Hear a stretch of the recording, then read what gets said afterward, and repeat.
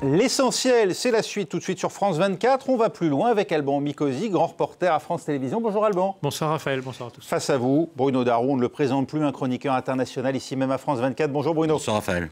Au sommaire, des accords sur la durée d'une trêve à Gaza. C'est la raison, semble-t-il, du blocage. Le Hamas tarde à répondre, alors que côté palestinien, on espère un cessez-le-feu permanent. Benyamin Netanyahou, lui, n'a pas renoncé à envahir Rafah malgré l'opposition américaine. Bis repetita en Géorgie, de retour devant le Parlement. L'examen du projet de loi pointant du doigt les prétendus agents de l'étranger vire à la foire d'empoigne entre députés. Le texte, inspiré par Moscou, est voté en deuxième lecture contre l'aspiration d'une partie des Géorgiens à rejoindre l'Union européenne. L'Union européenne qui condamne le recours à la force. C'est tout de suite. On va plus loin dans l'essentiel.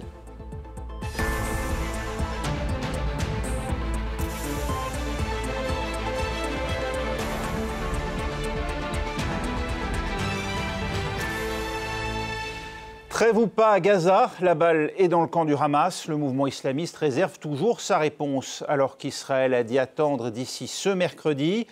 En cause, la durée du cessez-le-feu qu'on voudrait permanent côté palestinien.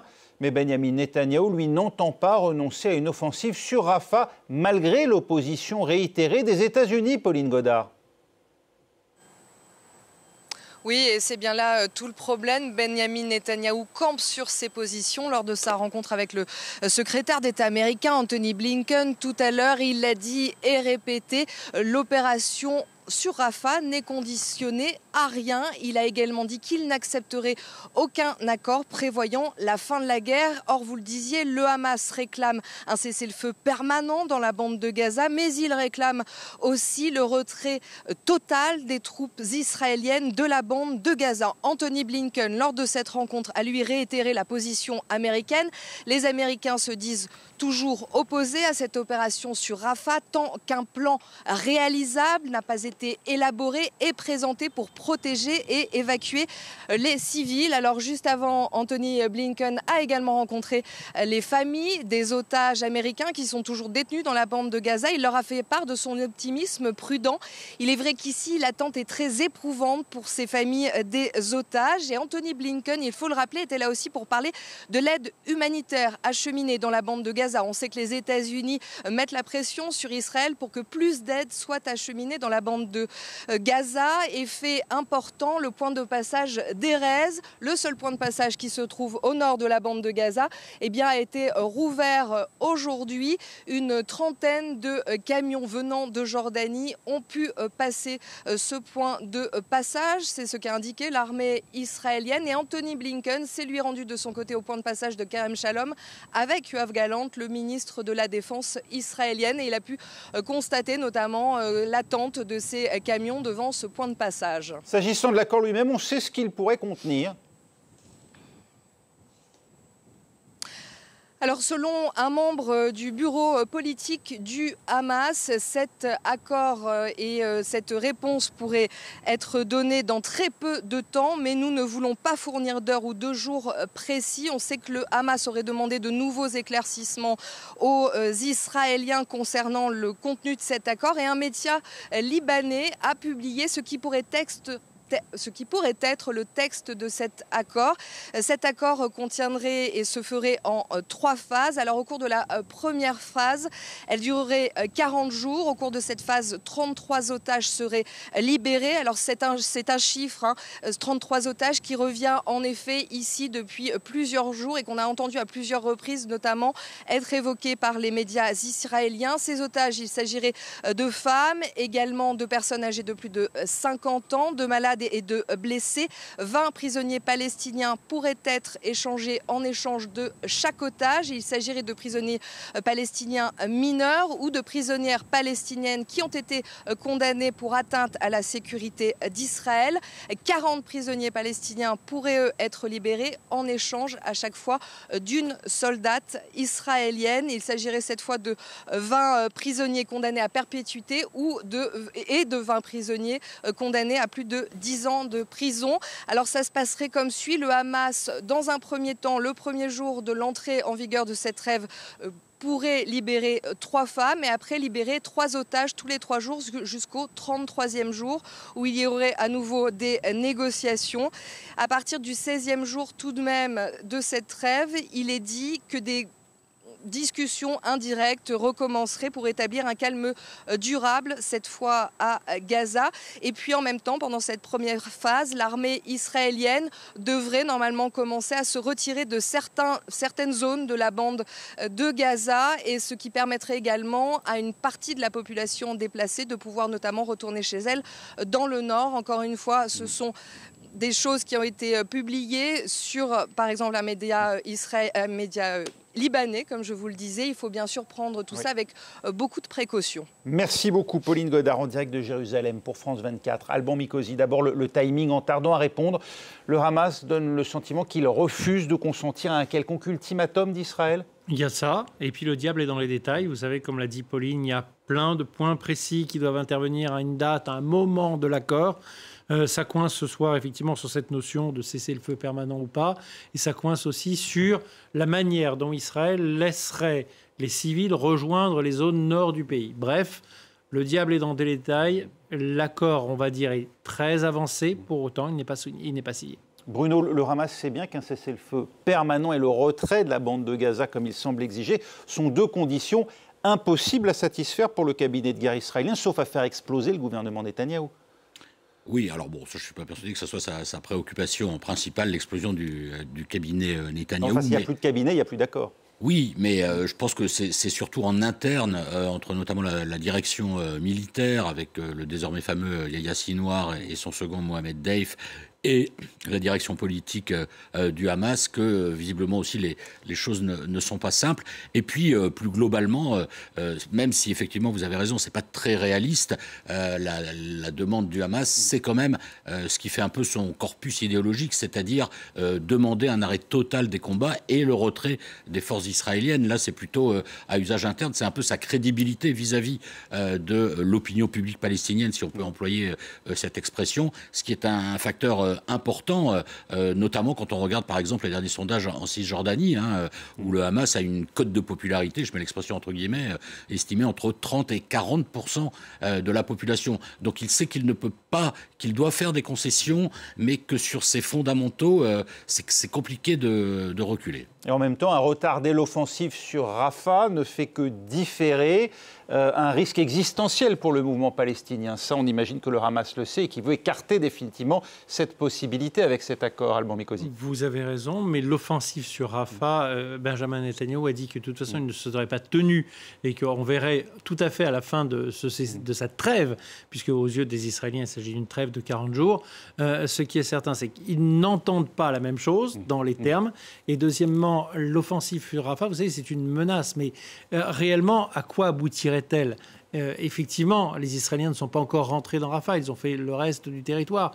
Mais est-ce que ça changerait fondamentalement la donnée ? Non. L'objectif premier qui était éradiquer le Hamas, on sait très bien, vous et moi, que ce sont des mots.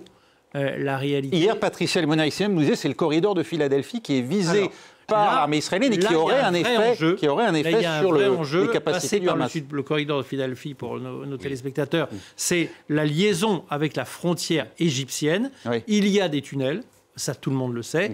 L'idée des Israéliens, c'est de se rendre maître de ces tunnels pour interrompre la circulation qui va à l'intérieur. Ça, c'est un vrai enjeu militaire. Bien décidé en tout cas à imposer un cessez-le-feu, les États-Unis pèsent de tout leur poids avec leur secrétaire d'État Anthony Blinken en visite pour la 7e fois depuis le début de la guerre.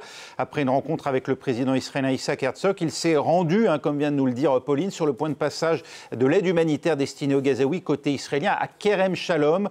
Les temps forts de cette visite avec Noémie Roche.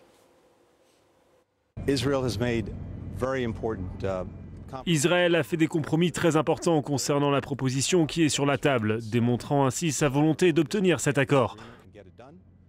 Maintenant, comme nous l'avons dit, c'est entre les mains du Hamas. Le Hamas doit décider s'il accepte cet accord et s'il veut réellement améliorer la situation des gens dont il prétend se soucier.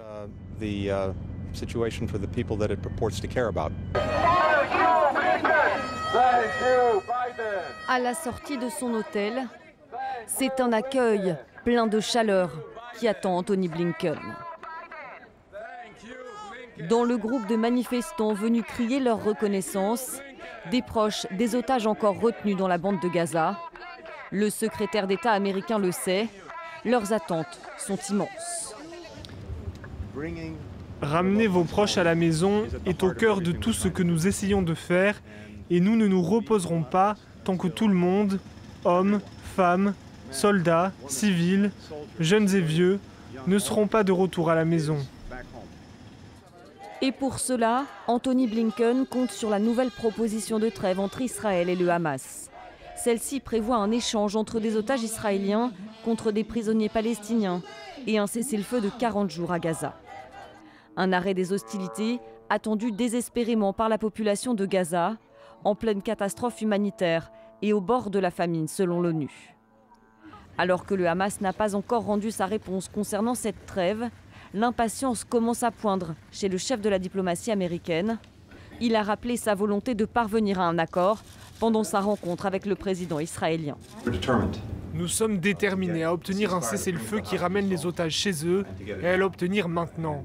Et la seule raison pour laquelle cela ne serait pas possible, c'est le Hamas. Il y a une proposition sur la table et comme nous l'avons dit, pas de délai, pas d'excuses. Autre objectif pour Antony Blinken, presser le Premier ministre israélien de renoncer à une offensive terrestre à Rafah dans le sud de Gaza, où s'entassent 1,5 million de Palestiniens, en majorité déplacés par la guerre. Une offensive qui serait une tragédie sans nom, selon le secrétaire général de l'ONU, mais que Benyamin Netanyahou se dit déterminé à mener. Bruno, les États-Unis pressent le Hamas d'accepter l'offre de trêve israélienne qu'ils présentent comme particulièrement généreuse et surtout pour éviter une offensive israélienne à Rafah. Oui, et là, ça rejoint, même si évidemment ce n'est jamais dit, surtout pas par Antony Blinken, des préoccupations plus de politique intérieure aux États-Unis. En pleine campagne électorale, Joe Biden voit la grogne, une forme presque de rébellion dans une partie de l'électorat démocrate, notamment chez les jeunes, dans les universités en particulier, et puis au sein de la communauté arabo-américaine aussi. Et comme on sait que l'élection va se jouer à très peu de choses dans les fameux swing states, eh bien, il sait que lui doit obtenir une forme de succès diplomatique et aussi un message à adresser à cette partie de l'électorat qui s'apprête à rester chez elle le 5 novembre. Or, chaque voix va compter. Quel levier ont-ils les États-Unis sur le Hamas pour obtenir une réponse, Alban Mikosi? Sur le Hamas directement, peu. Ils peuvent parler aux alliés historiques du Hamas, c'est-à-dire principalement au Qatar. Ils peuvent faire passer un certain nombre de messages. Après, comme vous le disiez très justement tout à l'heure, le Hamas a sans doute aussi intérêt à une cessation même provisoire des bombardements, simplement parce que la guerre d'attrition qui a été menée par Israël sur le Hamas a produit des effets, ça c'est une certitude, et qu'à un moment le Hamas en est conscient lui aussi. Alors que Washington, comme d'autres capitales occidentales, font face à la pression d'une partie des opinions publiques, vous venez de le dire Bruno, à gauche notamment, comme ici en France, après les campus, la colère envers Israël s'exprime à travers le mouvement social. Les défilés du 1er mai émaillés d'incidents comme à Saint-Étienne où Raphaël Glucksmann, tête de liste aux prochaines élections européennes de la liste du Parti socialiste, a dû être exfiltré du cortège. La gauche radicale pointe du doigt sa trop grande indulgence envers Israël. Il a réagi, écoutez. Ils ont décidé de faire une campagne qui électrisait tout. Ils ont décidé que, alors qu'on a une extrême droite à 40%, 80% de leurs tweets à l'AFI sont consacrés à Raphaël Glucksmann et à la liste socialiste Place Publique. Donc à un moment, ils ont choisi leur adversaire. Nous, notre adversaire, ça reste Jordan Bardella. Nous, notre adversaire, ça reste la montée de l'extrême droite. Et urgence, Bruno, à ce qu'il y ait une trêve à Gaza, aussi pour l'apaisement du débat public ici en Occident? Oui, parce que le débat, effectivement, prend un tour assez radicalisé, alors surtout aux États-Unis, mais ça commence en Europe et également en France. Bon, même si le mouvement dans les universités en France reste beaucoup plus modéré comparé à ce qui se passe aux États-Unis, et d'ampleur moindre surtout, mais on voit des positions radicalisées qui s'expriment également lors de manifestations, parce que, en fait, voilà, Raphaël Glucksmann, on lui reproche une position position jugée un peu trop équilibrée. Donc c'est ça qui est terrible, c'est-à-dire que les opinions sont en train de basculer dans des positionnements quand même très radicaux.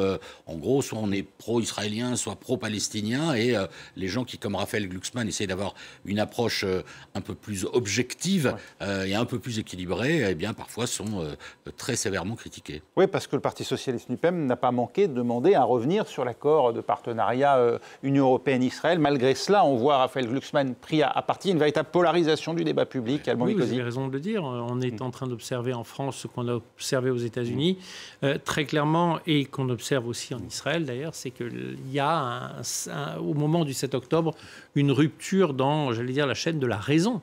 Et aujourd'hui, on est forcément d'un côté ou de l'autre. Et il est difficile de faire entendre une voix simplement modérée au milieu. Ça touche la vie politique française en période électorale, ce qui est une période particulière. C'est en période électorale, toutes les outrances sont autorisées. La colère de la rue, elle s'exprime aussi en Géorgie, mais pour d'autres raisons. C'est l'examen en deuxième lecture d'un projet de loi qui met là-bas le feu aux poudres. Inspiré par la Russie, il oblige les organisations financées en partie par l'étranger à s'enregistrer comme telles. De quoi mécontenter l'opposition qui voit là une entrave à sa volonté de rejoindre l'Union européenne. Le pouvoir pro-russe, lui, multiplie les arrestations. Reportage hier à Tbilissi de Régis Janté et Tali Noudjian.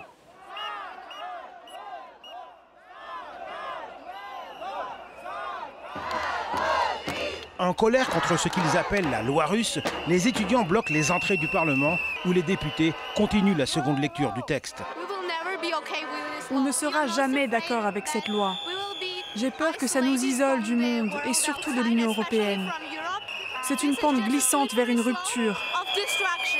La manifestation de ce soir montre que le mouvement perdure. C'est extrêmement rare en Géorgie de voir un mouvement qui dure depuis plus de 2 semaines et qui réunit des milliers de Géorgiens chaque soir contre cette loi. Je crois que c'est un vrai signe de la détermination qui anime ce mouvement. On n'est pas optimiste ni pessimiste, nous sommes déterminés. On fera tout ce que l'on peut pour changer la situation en Géorgie. Nous allons en Europe, c'est notre dernier mot. Le défi pour les manifestants, c'est d'être suffisamment nombreux pour faire plier un gouvernement qui tient coûte que coûte à faire adopter cette loi.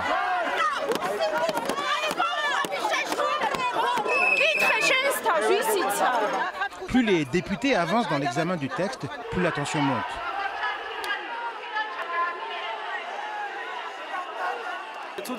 Ce soir, on ne peut pas faire grand-chose parce que les Robocop sont partout. Je serai là demain et après-demain, du début jusqu'à la fin. Un usage de la force totalement injustifié, non provoqué et disproportionné, selon la présidente géorgienne Salomé Zourabichvili.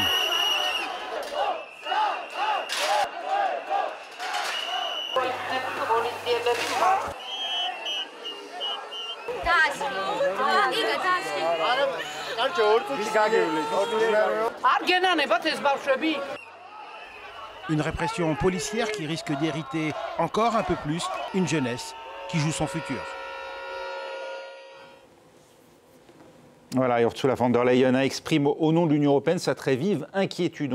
On évoquera l'aspect européen des choses, mais vous nous confiez pendant ce reportage, Alban, que vous-même vous étiez rendu en Géorgie et que ces images vous semblent inhabituelles alors même que la population géorgienne est connue pour ses accès d'humeur. Oui, il y a une tradition éruptive, il y a une tradition où on exprime dans la rue. Vous savez, c'est quand même un pays qui a une culture démocratique, ce qui est quand même assez rare dans le Caucase. Ce qu'il faut bien comprendre, c'est que la présidente Salomé Zourabichvili, qui défend les manifestants, elle est en minorité parce qu'elle est obligée de cohabiter avec une majorité parlementaire qui, elle, est clairement pro-russe. Ce qui se joue là-bas actuellement est très important. Parce qu'en réalité, Vladimir Poutine, lorsqu'il agit en Ukraine, déstabilise toute une partie des pays voisins. Et dans les pays voisins, et c'est le cas de la Géorgie particulièrement, il y a la volonté de ne pas appartenir définitivement à l'espace qu'ils appellent, eux, soviétique. Ils disent même pas russe, ils disent l'espace soviétique avec les réflexes soviétiques, comme cette loi sur les agents de l'étranger. Donc ce qui se passe là-bas actuellement doit nous interroger. Il y a un divorce très clair entre deux Géorgies. En gros, une Géorgie qui regarde regarde vers Moscou et qui se dit il vaut mieux ne pas être en guerre avec notre grand voisin qui a déjà envahi une partie de notre territoire, et des jeunes principalement qui ne veulent plus entendre parler de l'espace soviétique et qui regardent vers l'Europe. Et oui, on se souvient déjà en 2007-2008, le président Saakashvili qui s'était illustré avec déjà Raphaël Glucksmann, d'ailleurs qu'on a vu à l'instant à l'image, qui était aussi lui-même très proche des figures de ce mouvement hostile à la Russie en Géorgie à l'époque. Bruno Darou, une répression, l'a dit, condamnée par l'Union européenne qui dénonce ces violences parce que cette loi, en tout cas avec cette loi, on peut dire que la Russie est en train de faire échec aux aspirations européennes de la Géorgie. Alors écoutez, le rôle actif ou proactif de la Russie n'est pas véritablement prouvé à l'heure où on se parle, mais nul doute et puis les experts sont un peu partagés parce que certains disent que pour le moment le Kremlin laisse faire ses affidés, et notamment le fameux milliardaire Bidzina Ivanishvili qui en fait tient les rênes du parti majoritaire, pour faire simple. Et les Russes sont très occupés par l'Ukraine, mais évidemment, ils voient tout ça d'un très bon œil et attendent peut-être un moment un peu plus fort pour agir. Parce qu'il faut bien comprendre que ce qui se passe, c'est qu'effectivement, la majorité politique au Parlement ne reflète pas la majorité sociologique, comme disait l'autre à une époque, d'une population qui majoritairement, effectivement, est tournée plutôt vers l'Europe, et en particulier la jeunesse. Parce que ce qui est très frappant dans les manifestations, il y a des représentants évidemment des partis d'opposition, dont un leader d'ailleurs a été particulièrement molesté hier soir par les forces de l'ordre. Mais il y a beaucoup de jeunes qui jusque-là étaient assez apolitiques et qui là descendent dans la rue parce que ça vraiment, ils sentent qu'ils ne veulent plus effectivement appartenir à cet espace du passé en quelque sorte. Il y a les réseaux sociaux et puis même si pour beaucoup ils ne sont peut-être jamais allés en France, en Italie ou en Espagne, c'est le modèle vers lequel ils veulent tendre et ils refusent qu'on leur impose avec cette fameuse loi, en fait, une manière de faire taire les opposants et de réduire la liberté de la presse et de faire à nouveau basculer la Géorgie dans l'orbite russe, voire soviétique. Il y a aussi un aspect un peu plus politique, c'est qu'il y a des élections législatives qui doivent avoir lieu au mois d'octobre, et le parti au pouvoir sent qu'il peut les perdre ou que sa majorité pourrait être diminuée. Donc il lance l'offensive. Il essaie de changer la loi. Il essaie de changer la loi et il lance l'offensive dès à présent pour faire taire cette opposition ou ces oppositions. On va vers quoi, Alban Mikosi, un nouveau Maïdan, une émancipation à l'ukrainienne, ou au contraire une reprise en main par la Russie 14 ans après Saakashvili? Les prochains jours nous le diront. Ce qui est certain, c'est que, vous savez, dans ces pays de l'ex-espace soviétique, il y a deux types de tensions. Il y a ce que les États baltes ont réussi à faire avec dans une certaine paix en 1991, c'est-à-dire de s'en aller. Et cette volonté de s'en aller, c'est la volonté de ces jeunes. Si vous interviewez les jeunes, ils vous disent « nous, on veut sortir de l'orbite de Moscou. Nous, on préfère vivre ». Ils regardent vers un certain nombre de pays de l'Est, ce qu'on appelle, nous, les pays de l'Est, d'Europe centrale, la Pologne, la Roumanie, qui sont des pays qui se sont développés considérablement. Et ils disent « mais nous, c'est ça qu'on veut. C'est ce modèle-là qu'on veut. C'est pas le modèle soviétique ». Et puis, vous avez un certain nombre de tendances, au contraire, j'allais dire, l'inverse de centrifuges, des tendances qui veulent conserver ce qui est l'histoire de la Géorgie et qui estiment qu'il ne faut pas se fâcher avec le voisin russe parce que ce qui s'est passé en 2007 peut toujours se reproduire, que les Russes peuvent toujours revenir et écraser la Géorgie. Et effectivement, en puissance militaire, il n'y a effectivement pas photo, mais ce qui se vit là actuellement en Géorgie va se vivre prochainement en Arménie, n'ayez aucun doute là-dessus. Il y a la volonté d'un certain nombre de républiques du Caucase de sortir de l'orbite russe. Quant à l'Azerbaïdjan, l'Azerbaïdjan est de fait en partie sorti de l'orbite russe. Oui. Pour l'orbite turque. Pour l'orbite turque. Et si on se place du côté de Moscou, effectivement, il y a une petite ressemblance ou une forte ressemblance avec le Maïdan de l'hiver 2013-2014 en Ukraine. Et ça, évidemment, la Russie n'en veut pas. Il faut noter d'ailleurs que la même loi avait été présentée l'an dernier, avait été retirée suite à des manifestations importantes. Pourquoi est-elle représentée là? En partie, il y a les élections, comme je l'ai dit tout à l'heure, mais en partie parce qu'au mois de décembre, la Géorgie a obtenu le statut de candidate à l'adhésion à l'Union européenne. Et ça, très certainement, ça a été interprété côté russe comme une nouvelle offensive de cet Occident impérialiste, décadent et tout ce que vous voulez. Que peut l'Europe? Pas grand-chose. Pour l'instant, elle regarde, elle donne des commentaires. Ce qui est certain, c'est que derrière, et vous le disiez très justement de Raphaël Glucksmann il y a 10 ans, derrière la jeunesse, il y a évidemment forcément des conseils européens, un certain nombre de gens qui leur disent écoutez, voilà vers quoi vous pourriez tendre. Est-ce que ça vous intéresse? Oui, ça nous intéresse. Évidemment, il y a une volonté de convaincre de la part de l'Europe occidentale, le jeu notamment de la Roumanie qui est assez présente dans cet espace-là, qui est un jeu qui n'est pas nul. Oui, alors et certains experts estiment aussi que l'Union européenne a commis une petite erreur en termes de timing, puisqu'elle a accordé à l'Ukraine et à la Moldavie le statut de candidat à l'été 2022 et ne l'a pas fait à ce moment-là pour la Géorgie. Ils ont attendu le mois de décembre 2023 pour le faire, et certains de ces experts estiment que si ça avait été fait à ce moment-là, ça aurait sans doute évité les crispations auxquelles on assiste actuellement. Merci beaucoup Alban Mikosi, Bruno Darroux. On va plus loin, c'est terminé. On se retrouve dans 4 minutes pour un nouveau journal. Restez avec nous.